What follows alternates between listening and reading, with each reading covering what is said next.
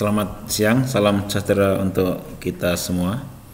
Saya hari ini akan memberikan kuliah tentang keseimbangan ya, terutama ini adalah vapor liquid equilibrium ya, jadi keseimbangan fase antara fase uap dan fase cair ya.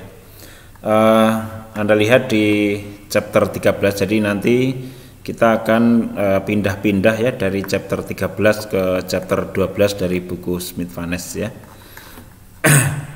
Sudah kita bahas ya di pertemuan yang lalu bahwa konsep dari keseimbangan ya, keseimbangan untuk uap cair ya, VLE ya, ini sudah kita bahas di pertemuan yang lalu bahwa kunci dari keseimbangan itu adalah sebenarnya ketika dapat tercapai ketika fugasitas I fase uap sama dengan fugasitas I fase cair ya.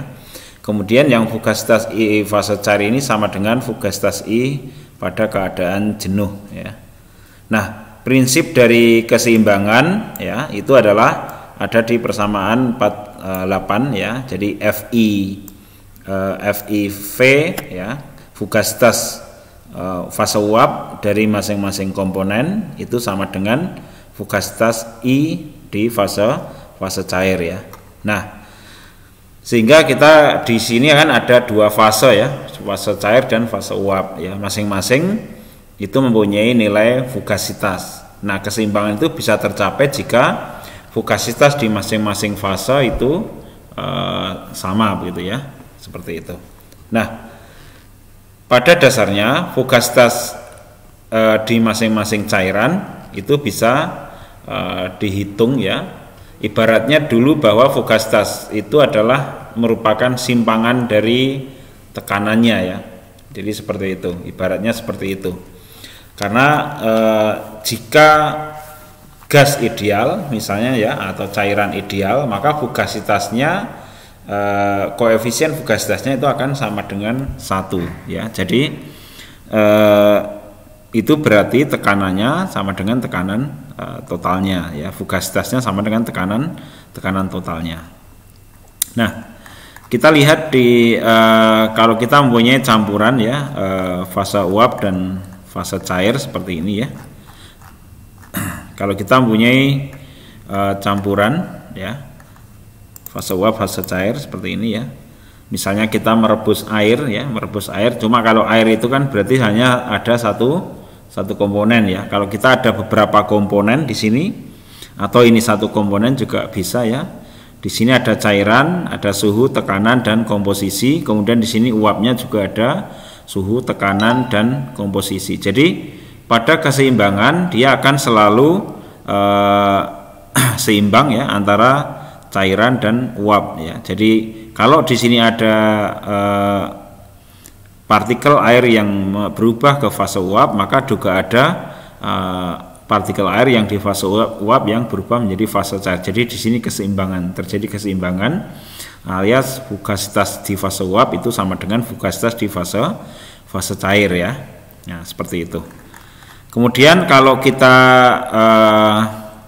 rumuskan ya, keseimbangan uap dan cair ya, baik di fase uapnya ya, ini adalah fase uap, kemudian ini adalah fase cair ya.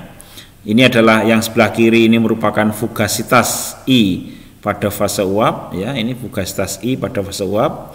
Kemudian yang sebelah kanan adalah fugasitas I pada fase cair. Nah, jadi kenapa di fase cair ini menggunakan PI saturated ya, seperti ini ya. Nah, ini dirumuskan dari seperti yang sudah saya jelaskan di pertemuan yang lalu. Untuk cairan fugasitasnya di sini ada faktor yang namanya pointing factor, yang faktor yang term yang eksponensial ini merupakan pointing factor ya.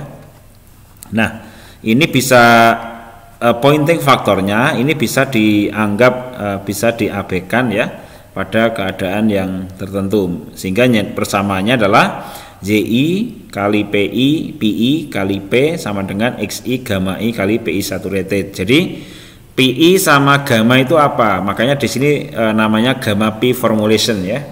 Jadi pi adalah koefisien fugasitas ya untuk fase uap ya, koefisien fugasitas fase uap. Nah, pada keadaan ideal alias tekanannya mungkin mendekati atmosferik, maka pi ini sama dengan 1 ya. Kenapa sama dengan 1? Karena fugasitasnya sama dengan tekanan totalnya, maka ini pi itu sama dengan 1. Nah, untuk yang fase cairnya tidak dinotasikan sebagai pi ya, tapi dinotasikan sebagai gamma i ya. Jadi gamma itu namanya koefisien aktivitas, ini untuk yang cairan ya. Tapi untuk yang fase uapnya namanya koefisien fugasitas ya, gitu. Nah, nanti koefisien fugasitas dan koefisien aktivitas ini bisa dihitung dengan menggunakan persamaan-persamaan tertentu ya. Bisa juga koefisien fugasitas ini dihitung menggunakan virial ya. Nah, ini sudah kita bahas di pertemuan yang lalu ya. Juga koefisien fugasitas ini juga bisa ditentukan menggunakan generalized correlation ya, seperti yang sudah kita bahas di pertemuan yang lalu. Untuk campuran maka nanti ada namanya aturan pencampuran, namanya mixing rule ya, itu yang sudah coba nanti buka pada pertemuan yang lalu ya. Kemudian gamma i koefisien aktivitas itu banyak formulasinya ya, ada yang menggunakan misalnya ada yang Margules, ada yang Wilson, ada yang Univac, ada Uniquark, ada NRTL ya. Ini nanti kita bisa bahas. Nah, sebenarnya untuk yang fase cair ini, gamma ini juga sebenarnya atau fugasitas di fase cair itu bisa juga diformulasikan menggunakan persamaan keadaan sebenarnya ya. Tapi banyak yang sudah dirumuskan dalam bentuk koefisien aktivitas ya. Di sini PI-nya adalah PI saturated ya, seperti itu. Sehingga kalau misalnya ya kita formulasikan untuk yang tekanan mendekati atmosferik ya, P-nya mendekati 1 atm atau mendekati atmosferik, maka kita bisa asumsikan gas ideal. Nah, kalau itu kita asumsikan sebagai gas ideal ya, berarti Pi ya, PI itu sama dengan 1 atau koefisien fugasitas itu sama dengan 1. Nah, kalau yang cairnya, kalau keadaannya adalah gas ideal atau cairan ideal, jadi tekanannya adalah tekanan atmosferik, maka gamma I ini bisa dianggap sama dengan 1 atau koefisien aktivitas yang di fase cair ini adalah sama dengan 1 ya. Sehingga persamaannya tadi kan persamaan yang non idealnya adalah di persamaan 13 ya ini. Tapi kalau misalnya tadi dalam keadaan ideal, maka pi-nya ini sama dengan 1, gamma i juga sama dengan 1, sehingga persamaannya menjadi di persamaan 13-16 ya. Di sini adalah yi kali p sama dengan xi pi saturated ya. Jadi persamaan 13-16 ini adalah valid ya untuk menghitung keseimbangan fase antara uap dan cair baik murni maupun campuran, tetapi hanya dapat dipakai dalam keadaan tekanan yang mendekati atmosferik atau tekanan yang bisa dianggap sebagai gas ideal ya, seperti itu. Jadi di sini xi itu adalah fraksi mol fase cair, zi adalah fraksi mol fase uap, dan pi saturated ini adalah tekanan uap ya. Ini adalah vapor pressure yat murni pada temperatur tertentu sesuai dengan temperatur campurannya. Nah, pi saturated ini bisa dihitung menggunakan persamaan Antoine ya. Ini menggunakan persamaan Antoine. Persamaan Antoine itu bisa dilihat nanti di appendix ya, di appendixnya buku ini ada ya persamaan Antoine. Jadi di situ ada tekanan uap sebagai fungsi dari suhu ya. Baik. Nah, sebelum saya masuk ke masalah perhitungan bubble point dan dew point ya, maka kita akan bahas dulu apa yang dimaksud dengan dew point dan apa yang dimaksud dengan bubble point supaya nanti Anda punya bayangan. Sebagai contoh ini ya, kalau untuk perhitungan bubble pressure ya, di sini diketahui fraksi mol fase cairnya dan suhunya, diminta untuk menghitung tekanan total dan fraksi mol fase uapnya. Nah, kita kembali ke chapter 12. Anda lihat di 12.3 ya, di gambar ya, kita lihat untuk TX diagram ya. Kita masuk ke TX diagram dulu. Ada di gambar 12.12 ya.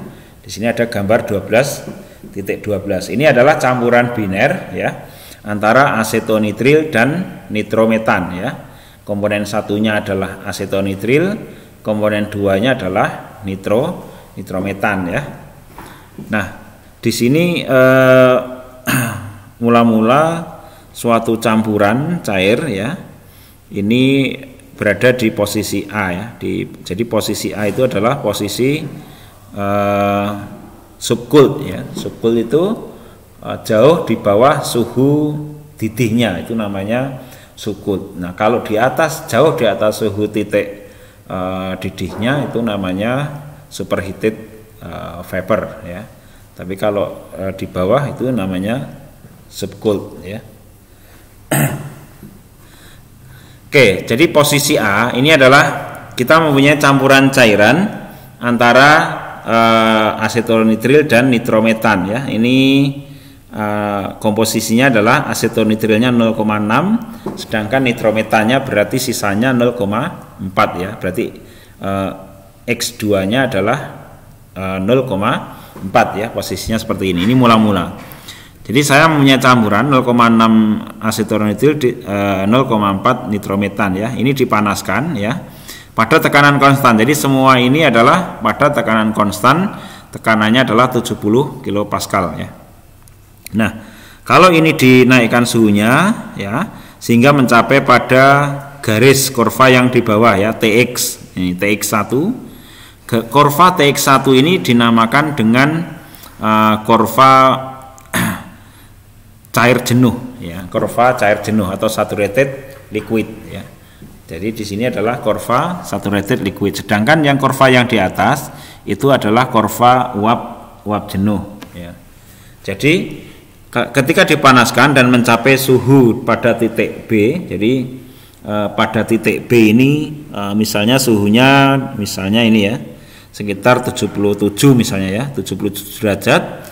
Nah, pada campuran ini kalau dipanaskan pada suhu 77 derajat sudah mulai terbentuk gelembung uapnya, begitu ya. Jadi tadinya kan diem ya, dipanaskan diem, dia hanya perpindahan panasnya konveksi. Nah, ketika suhu mencapai 77 ya pada titik B, maka sudah terjadi gelembung ya. Gelembungnya mungkin kecil ya, gelembung pertama kali. Jadi uap yang terbentuk pertama kali itu namanya di sini adalah pada keadaan cair jenuh. Nah, titik B ini dinamakan dengan titik bubble point. Ya, jadi mulai terbentuk uap yang pertama kali itu namanya bubble. Ya, ini bubble. Nah, di sini, nah uap yang berpindah jadi ke fase uap tadi, gelembung tadi, komposisinya berapa? Ya, kalau cairannya kan jelas ini komposisinya 0,6 ya.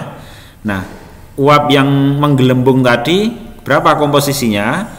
Komposisinya adalah kalau ini kita tarik garis datar ke sini menyentuh di kurva uap jenuh. Kemudian ini kita tarik ke bawah, garis ke bawah ya, dari sini ke bawah di sini berapa komposisinya ini? Misalnya ini kita anggap 0,77 misalnya ya, atau 0,76 ya.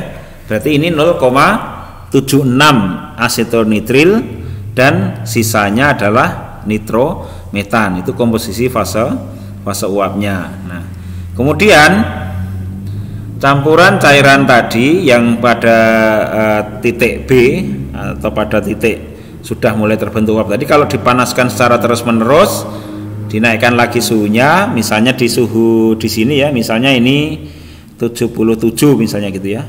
Maka ketika berada di titik 77 di sini ya. Nah, di sini berarti terdapat dua fase. Campuran cairan tadi adalah ada yang fase cair dan ada yang fase uap ya, gitu ya. Berapa komposisi fase cairnya ya, misalnya ada di titik ini.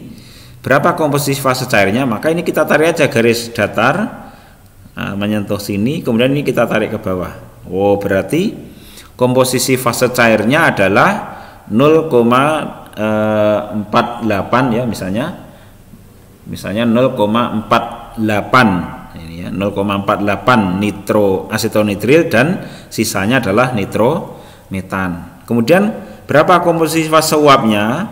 Ini adalah ketika kita tarik garis datar ke kanan memotong kurva uap jenuh, ini kita tarik ke bawah. Oh, berarti uapnya adalah komposisinya 0,65 misalnya 0,65, sisanya adalah nitrometan ya. Itu adalah ketika berada di antara kedua kurva ini, maka namanya berada dalam dua fase yang berada dalam keseimbangan ya.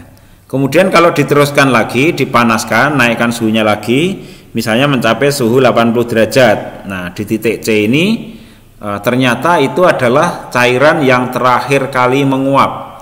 Ya, cairan yang terakhir kali menguap. Setelah itu menguap sudah nggak ada lagi cairannya. Maka ini dinamakan dengan dew point. Jadi kalau yang mulai uap yang pertama kali terbentuk tadi namanya bubble point ya. Itu bubble point itu berada pada cair jenuh ya.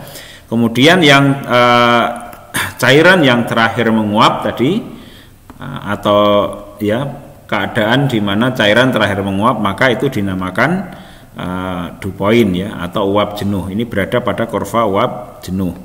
Nah, komposisinya berapa? Komposisi dari cairannya ya ini ya, komposisi cairan yang terakhir menguap ya.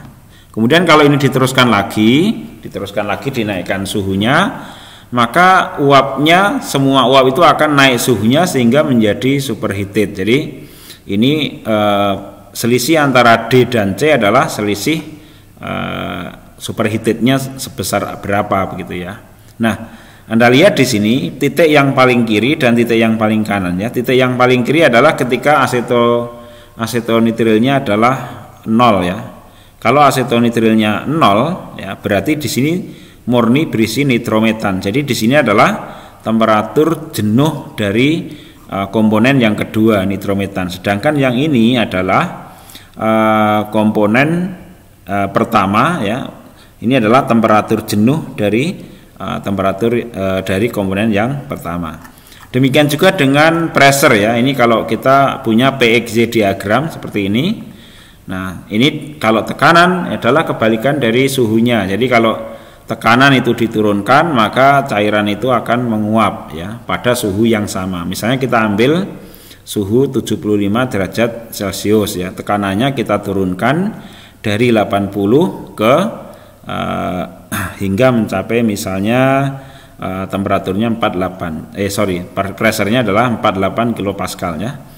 Kalau tekanan misalnya 80 kilopascal ini ya, kemudian kita turunkan tekanannya pada suhu yang sama 75. Tadinya ini adalah posisinya cair. Kalau suatu cairan tekanannya diturunkan, maka dia akan setelah melewati pada kurva cair jenuhnya, maka dia akan menguap ya. Nanti cara melihat komposisinya ini sama ya, sama dengan yang TXY diagram tadi, tapi dibalik. Yang ini adalah cairannya, yang ini adalah uap, yang bawah adalah uap jenuhnya, seperti itu. Ya, kira-kira itu ya. Untuk maka kita sudah tahu ya mana P ya. Ini adalah kalau P ini adalah tekanan bubble point, ini adalah tekanan dew point ya. Kalau temperatur, yang ini adalah temperatur bubble point, yang ini adalah temperatur dew point ya, seperti itu. Kita kembali kepada gamma P formulation tadi ya. Nah, sekarang kalau kita ingin menghitung bubble point ya, P ya, tekanan bubble point tadi ya. Berarti kan tekanan yang di kurva cair jenuhnya. Berarti nanti akan diketahui ya. Yang diketahui adalah komposisi cairannya dan suhunya. Tadi misalnya suhunya adalah 75 derajat Fahrenheit. 75 derajat Fahrenheit. Nah, kalau ini berapa komposisi cairannya dan tekanannya? Nah, ini adalah bubble point ya. Pada keadaan bubble point ya. Berarti bagaimana cara menghitungnya? Caranya adalah yang diketahui adalah XI ya, XI dan T, dan jumlah dari XI itu adalah sama dengan 1 ya. Komposisi cairan itu jumlahnya sama dengan 1. Jadi sigmanya XI itu sama dengan 1.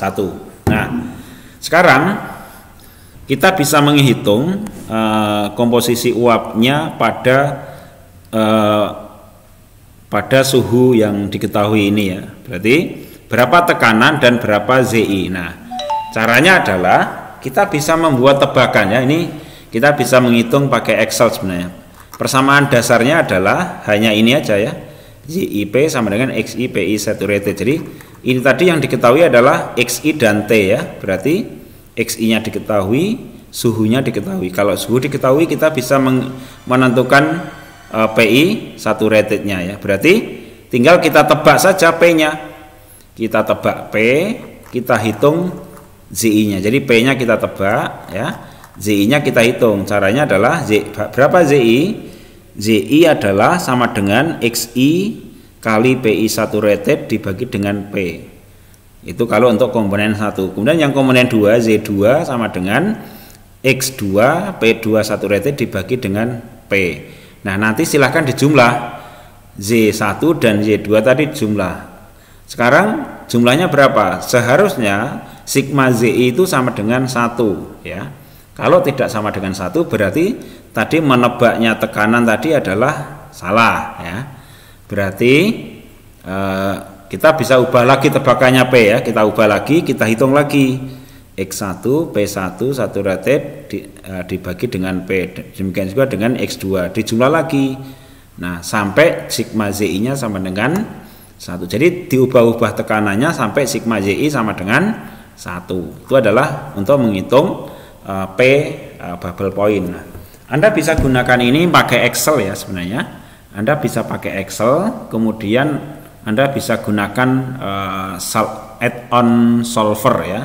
Di Excel itu ada fitur yang namanya solver. Jadi sel mana yang ini yang sel mana yang diketahui, sel mana yang ditebak, sel mana yang menjadi persyaratan ya. Misalnya ditebak P sampai sigma Y-nya 1, tinggal di run nanti sudah dapatkan tekanan finalnya ya. Karena PI saturated, jadi ingat PI saturated itu dihitung menggunakan persamaan Antoine ya. Persamaan Antoine Anda lihat di appendix ya, di lampiran. Nah, nanti tergantung suhunya karena persamaan Antoine itu adalah ada koefisien A, B, C ya. Nanti fungsi dari suhu. Nanti tinggal dimasukkan saja. Saya kira ini untuk yang 4 hal ini bisa dibuat programnya di Excel ya, menggunakan solver yang ada di Excel. Nah, kalau yang sederhana, bubble P ini sebenarnya bisa dihitung ya. Misalnya ini ya, sebenarnya bisa dihitung eksplisit seperti ini P-nya. Karena apa? Ini simple. Karena ini rumusnya adalah persamaan yang simple. Jadi sebenarnya kita bisa, sebenarnya P itu kan sama dengan X1 P1 saturated ditambah dengan X2 P2 saturated itu sebenarnya ya. Karena sigma Y-nya adalah 1 ya. Karena kenapa demikian? Karena di sini ZI kali P ya sama dengan XI kali PI saturated. Jadi P-nya ini kalau sigma ZI-nya sama dengan 1 berarti P-nya sama dengan sigma XI PI saturated karena ZI-nya 1 ini kan jumlah sigma Y-nya 1. Maka kita bisa hitung seperti ini. Kita bisa ganti X2-nya dengan 1 min X1. Maka kita bisa hitung P-nya. Jadi bisa menggunakan tadi menebak P, kemudian dicek sigma ZI-nya harus sama dengan 1. Kalau tidak sama maka ubah P lagi dan seterusnya sampai sigma ZI-nya 1. Berapa P-nya? Nah, bisa seperti itu. Kalau kita menggunakan Excel lebih baik menggunakan solver itu lebih bagus. Demikian juga dengan yang lain ya, tinggal dibalik saja dari persamaan ini. Nah, ingat bahwa persamaan ini hanya berlaku untuk posisi keadaan ideal ya, posisi keadaan ideal ya kan. Kalau ideal, kenapa bisa menggunakan persamaan 13-16 ya? Karena di sini asumsinya adalah koefisien fugasitas itu sama dengan 1 atau pi, kemudian koefisien aktivitas juga sama dengan 1 ya, sehingga persamaannya menjadi sederhana. Maka ini dinamakan dengan hukum Raoult ya. Jadi hukum Raoult itu hanya berlaku jika tekanannya adalah mendekati tekanan atmosferik. Nah, sekarang untuk kasusnya jika tekanannya tidak atmosferik ya, atau misalnya begini, kita bisa mengasumsikan fase uapnya adalah gas ideal, tetapi cairannya ternyata tidak bisa dianggap ideal ya. Misalnya ternyata di cairannya itu ada nanti yang namanya ada penyimpangan ya dari larutan idealnya. Oleh karena itu di cairan ini gamma I ini tidak boleh diasumsikan sama dengan 1 pada kasus-kasus yang tertentu. Sementara yang fase uapnya kita bisa asumsikan sama dengan 1 ya, begitu. Nah, kalau seperti ini untuk kasus yang uapnya uap ideal sementara yang cairannya adalah non ideal, maka kita harus gunakan persamaan 13-19 ya. JI kali P sama dengan XI gamma I kali PI saturated. Ini adalah namanya modified Raoult law. Jadi modifikasi dari hukum Raoult ya, seperti itu. Nah, idealnya sebenarnya antara fase cair dan fase uap itu tidak bisa dianggap ideal, maka harus menggunakan persamaan dasarnya tadi yaitu 13-13. Jadi baik cairannya maupun uapnya itu posisinya adalah non ideal, maka kita harus menghitung pi dan gamma sebenarnya ya, seperti itu. Nah, kemudian sekarang kalau ya, ingat bahwa gamma I ini adalah namanya koefisien aktivitas ya. Kalau yang pi tadi koefisien fugasitas. Nah, koefisien fugasitas bisa dihitung, ini pertemuan yang lalu ya, itu bisa dihitung dengan menggunakan persamaan keadaan ya, misalnya yang kubik ya, bisa. Nah, kalau kita menggunakan persamaan kubik maka harus menggunakan, di situ ada mixing rule ya, B ada mixing rule. Kemudian juga ada, kalau kita menggunakan virial maka ada B kapital, itu adalah ada namanya teorinya untuk pencampurannya ya. Nanti ada juga koefisien interaksi ya, interaksi biner, interaksi antar komponen itu ada juga ya. Itu sebenarnya perhitungannya memang lebih kompleks seperti itu ya. Baik. Kemudian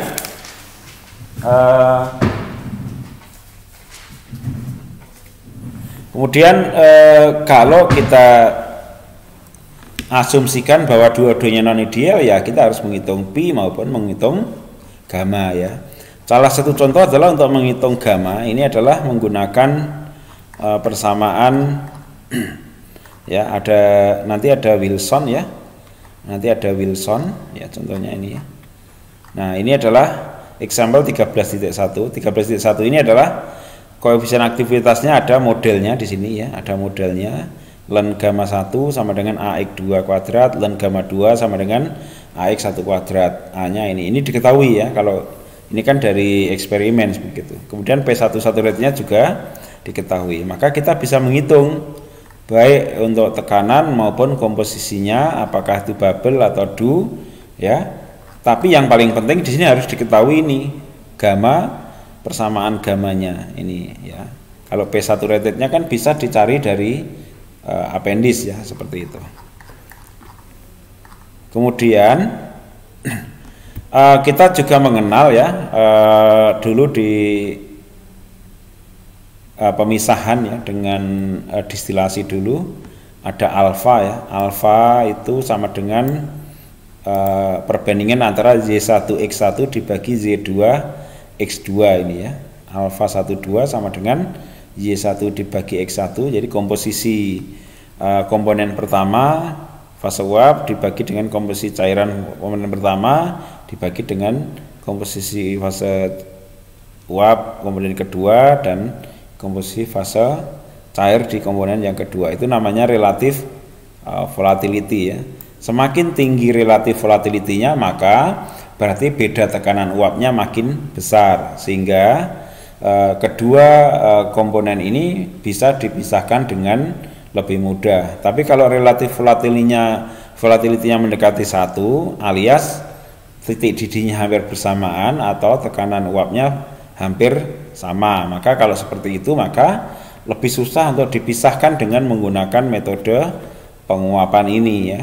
Nah, di sini ada juga keadaan di mana terjadi campuran yang namanya azeotrop ya, itu lebih masalah lagi. Contohnya campuran antara etanol dan air. Campuran etanol dan air itu mencapai keadaan itu azeotrop itu ya. Jadi kurvanya itu tidak seperti yang tadi kita gambarkan ya di chapter 12 tadi. Kalau tadi kan seperti ini ya, TX diagramnya ya. Nah, kalau yang azeotrop itu tak seperti ini.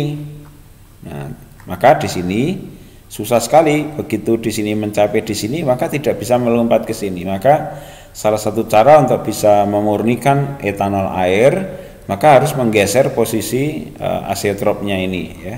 Ini bisa digeser ke sini. Jadi kita nggak akan pernah bisa dapatkan komposisi metanol ya di atas komposisi azeotropnya, kecuali kita mempunyai treatment bagaimana kita menggeser keseimbangan yang membentuk azeotrop tersebut ya, seperti itu.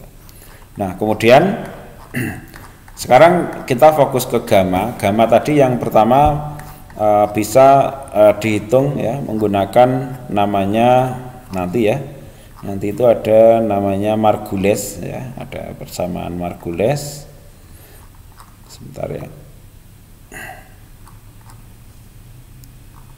Ini ada Louis Randall ya. Nanti ada Henry ya, ada hukum Henry. Henry itu misalnya seberapa besar keseimbangan fase uap di dalam suatu cairan. Misalnya kita itu mempunyai Coca-Cola ya, misalnya ya. Coca-Cola itu kan diinjeksi menggunakan CO2 ya.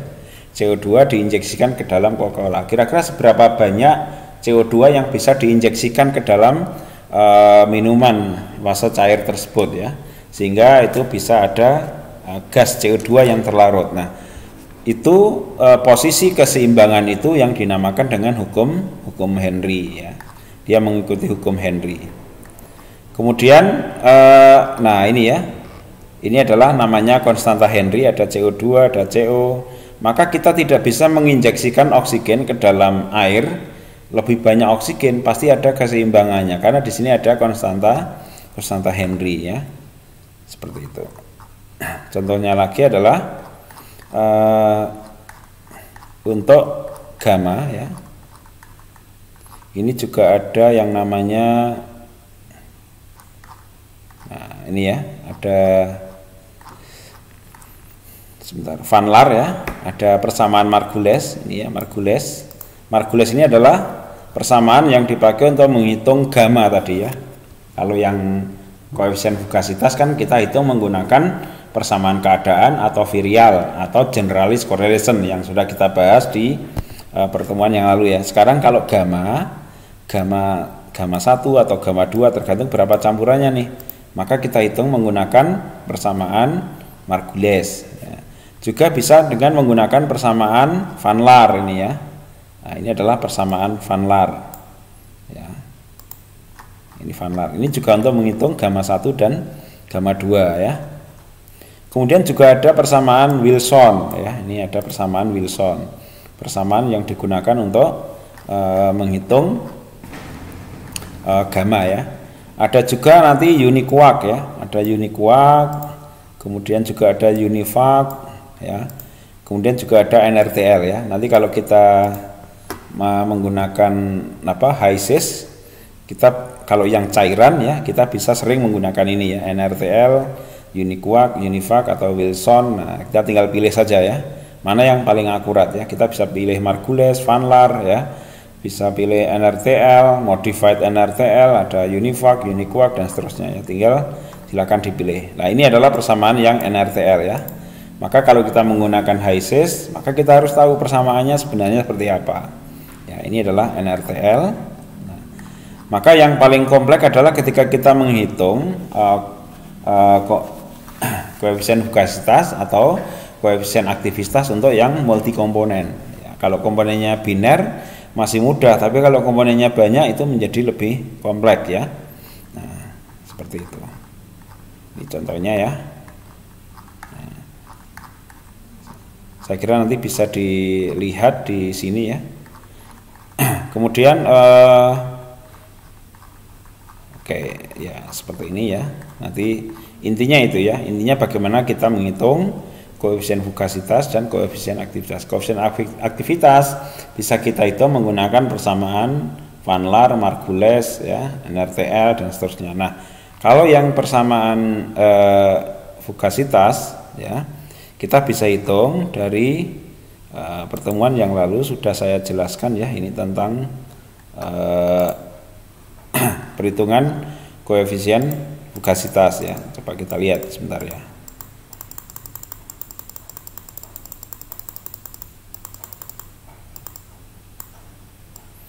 Di akhir, nah di sini ya kita bisa menghitung koefisien fugasitas ini menggunakan virial misalnya ya, di sini menggunakan virial ya,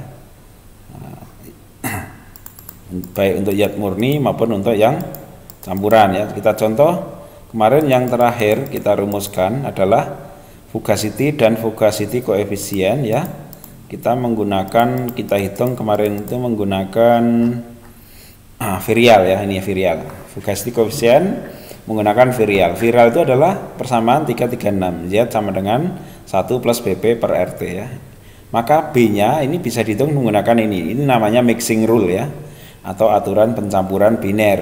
Nah, BIJ itu adalah namanya interaksi. Jadi kalau ada B12 itu adalah koefisien interaksi antara komponen 1 dan 2. Ini khusus untuk yang biner. Kalau lebih dari 2 komponen maka ini lebih kompleks lagi ya, maka kita bisa menghitung Z ya.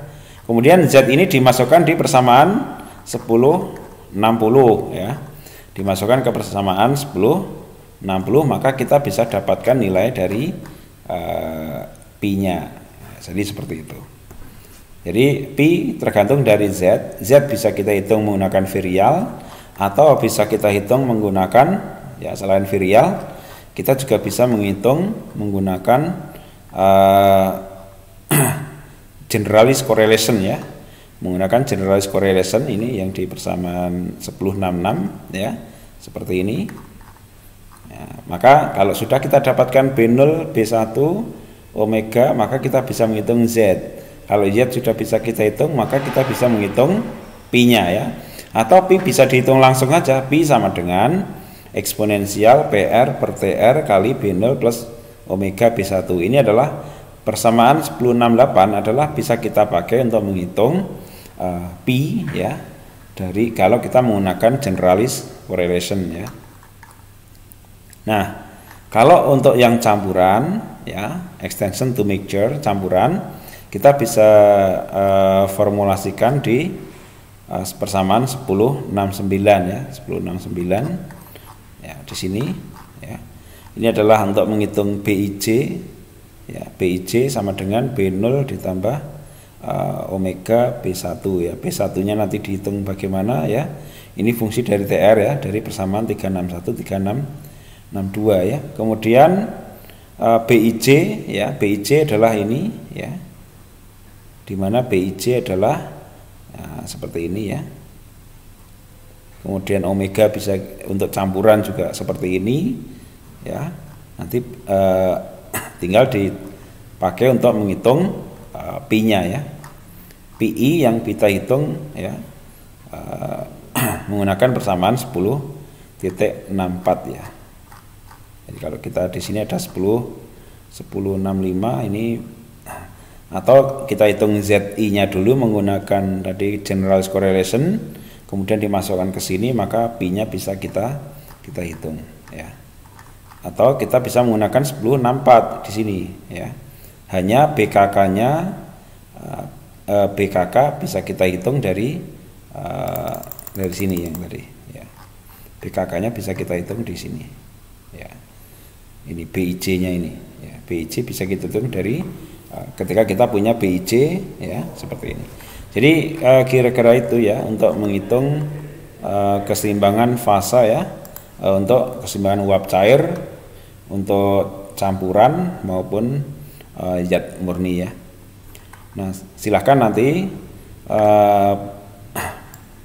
soal-soal yang dipakai ya misalnya perhitungan-perhitungan ini silahkan dicoba nanti ya, seperti ini ya. Kalau untuk bubble point, dew point nanti silahkan dicoba dihitung. Saya kira menggunakan Excel itu bisa diprogram ya kalau kita punya Antoin ya.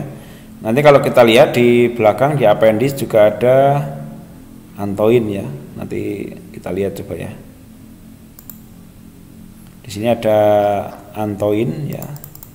Kita lihat dia berada di mana ya. Nah, ini Antoin ya. Antoin itu ada di tabel B2 ya. Ini P saturated-nya satuannya adalah kilopascal. Di sini ada ABC-nya ya. Kemudian rentang temperatur yang diizinkan ya. Temperaturnya adalah dalam Celcius, sementara tekanannya dalam kilopascal nanti. Nah, ini adalah kalau kita sudah punya data PIZ, kita masukkan ke Excel, maka kita bisa menghitung keseimbangan yang untuk hukum Raoult tadi yang sederhana. Tapi kalau yang tidak hukum Raoult, maka kita harus menghitung gamma I ya, menggunakan Margules atau yang lain tadi ya, seperti itu. Kalau uapnya non ideal, maka kita harus menghitung PI menggunakan tadi compressibility. Kalau ZI-nya sudah bisa dihitung, maka PI-nya bisa dihitung ya. Saya kira itu untuk yang keseimbangan fasa. Semoga bisa Anda paham ya tentang dasar-dasar dari keseimbangan fasa ya. Terima kasih.